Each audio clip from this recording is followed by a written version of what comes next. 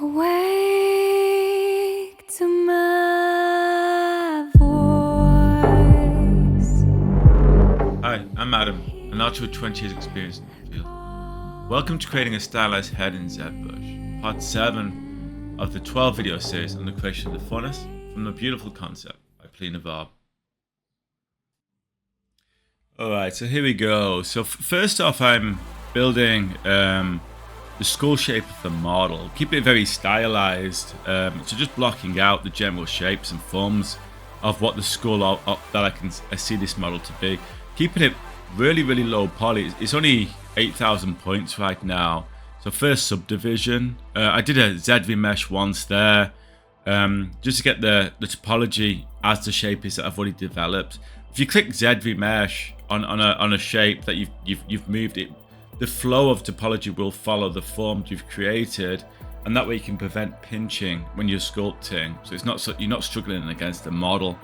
I've just upped the polygon count there to level 2, and then sculpting it even more. So basically, as you can see, it is a basic skull shape. You know, I'm looking at the cheekbones, the jaw, the top, you know, the eyebrow, the temple. Just giving it a basic shape to begin before moving forward any further with it. So just very basic to begin. So it's always good to work from, as I said before, low detail before high detail. You know, and that way, almost like a sculpture, which is, I mean, this program Zbrush was developed by actual professional sculpture artists anyway, like Ryan Kingsland, things like that. So with that, it had that kind of idea of working, of getting your clay and building the basics first, and then refining is the way you have to work with the program, and it's the best artistic way to work with it. Here I'm just setting up the back plane, so I can basically use it as a guide to get the head even better. Basically, you can find it in the documentation, but it's in the draw panel. Basically, the how to set up the draw plane. Always good to, if you've got an image in that kind of way, it's always good to crop it to be square, even if it has some black on either side. That, you know, as you can see, just at that brief moment, then that will allow it to not be skewed when you put it, because it's always square when you put it up in Zbrush. So that will allow it not to be skewed when you put it back in Zbrush, basically. Okay, so moving forward, at this stage, as you can see, I'm really developing the forms. I'm checking the forms out now with the basic material 2 on, so you can see the shine on it, so I can rotate around and get a notion of the model. Just ZV meshed again to get the forms right. Then I've dynameshed and then ZV meshed again, which basically puts the eye sockets into the model as well, that I got from spheres originally. Now I'm just sculpting in those eyes a bit more, following, as said, obviously the concept on the bottom right, making sure, you know, when looking around the model that the actual head itself is the skull is an adequate size to what you would expect to find there, while continuing to sculpt around, basically. So if you just position it to where I think the pose would be, with its head slightly down and so on, so it's almost like a slight meditative state of contemplation by the Centaur, and then just refining, you know, pulling out the eyes there, the top eye socket again, and just pushing out the forms that accentuate the model to give the reading of what we want for this. I mean, for here, when I made the mouth just then, there was no reason for me to do a mouth bag inside. It wasn't going to talk or anything. It wasn't going to be animated. So all I've really done here is sculpted some lips, that kind of thing, just enough so you can see it's happening, you know, basically. There just wasn't really any much reason to really push that and make it too detailed. I had no inclination to animate the model after. It was just going to be a still piece, really, just for this tutorial mainly. Okay, here I'm just sculpting a little bit more the lines that I've already developed. So I'm up to 112,000 points now. So quite smooth, and just adding a little bit more detail in places. Yeah, being mindful of that detail, because the final concept is, it's not that detailed. It's quite stylized. So just be mindful of that. But as you can see at this point, it probably looks quite similar to the final concept. So just adding those nice laughter lines of the face, just a little bit. And at this point, I'm moving it into position, basically. I'm quite happy with it. So what I did there is I created it on a plane of so I could have a symmetry, basically, so I could work on both sides at once.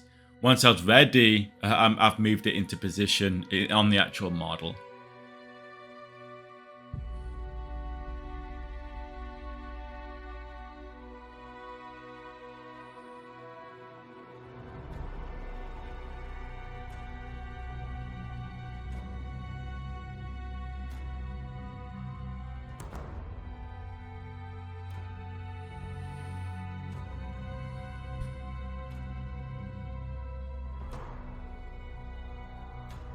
Okay, very simply, I just smoothed out the original blockout head to put this head on it.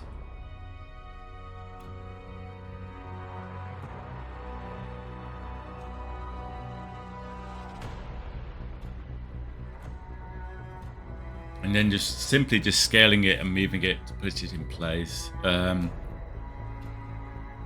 Yeah, at this point, when you're looking around the model, you can tell which forms aren't that correct. For example, the hands, they're not 100% in the right place. Once the head is in place, you can gauge it better. Anyway, moving on, I decided to work on, I'll get all the forms in first before I start worrying about that. So this is, looking at this, creating an ear, looking at this very quickly, it's the same kind of way as you would do hard surface modeling.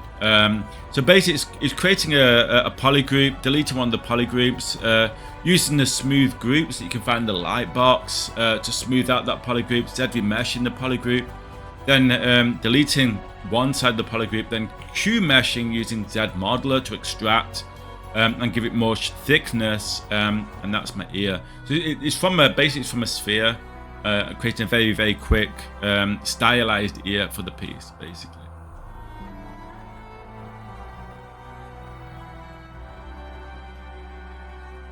And very easily, because they have, because they all both have the same basic shape, I just want to add a little bit of a quirk, natural element to it. So I've sculpted them off a little bit, each side independently, and gave it that kind of cute quirk that you see in the concept of that slight ripple in the ear, slight waves, basically. Yeah, anyway, once I've got them in place, I'm like, okay, maybe the hands aren't 100%, so I'm going to move a couple of them things around, basically the arms and so on.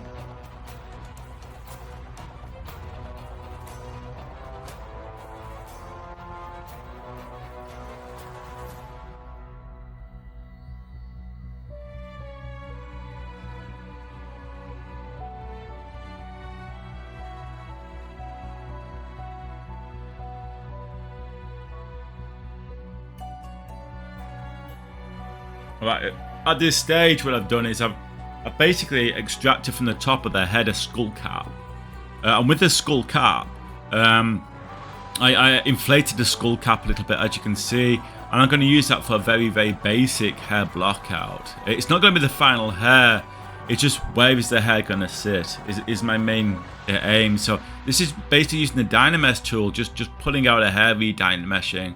As simple as that all the way through. So just pulling out the hair, then re-dynameshing, and shaping, just so I can get the basic block out of the hair and the flow of the hair, basically. So when I get to the final hair later, I can use this as a very easy guide to what it's going to look like. So, in terms of the visuals, I can scroll all the way around the model and say, as a very core block out, okay, that's the hair there, that's the hair there, that's the hair from that angle, and so on.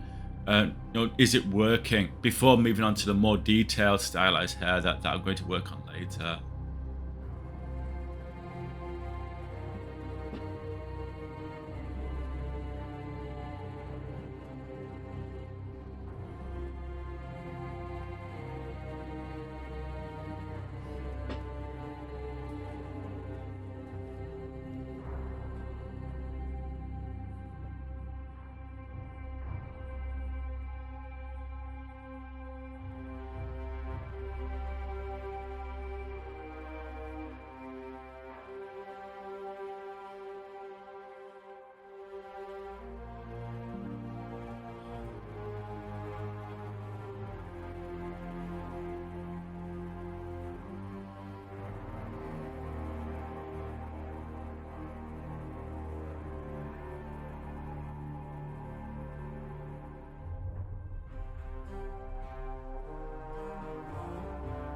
Yeah, you can see now the hair developing.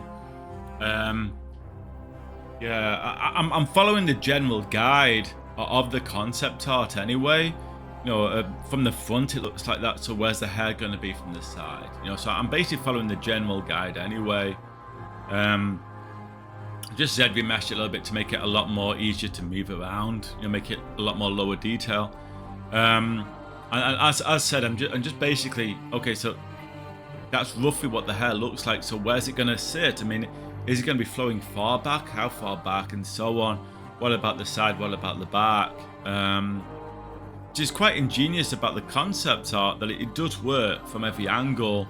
It looks to me like the concept artist even visualized when she was making it how these things were going to sit, even in 3D when she was designing it, which is quite fabulous. I guess, you know, the knowledge that, you know, the human eye, it's hard to fool, you know, basically. It's probably the reasoning behind it. Well, will be the reasoning behind it, that she developed it knowing the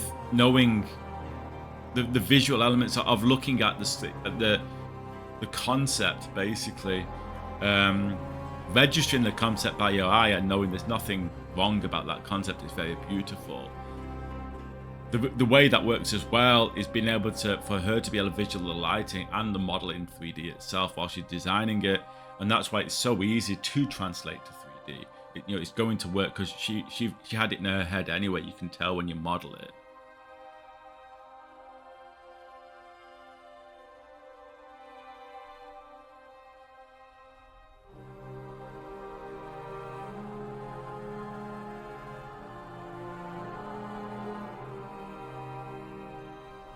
Okay, very quickly here I'm building the antlers, which is quite a funny thing. I basically just used a black backplane and did the same thing. I just smooth grouped the backplane and extracted it from the backplane, basically as a copy of the backplane. So it's very, very, very easy. In fact, I actually thought my backplane.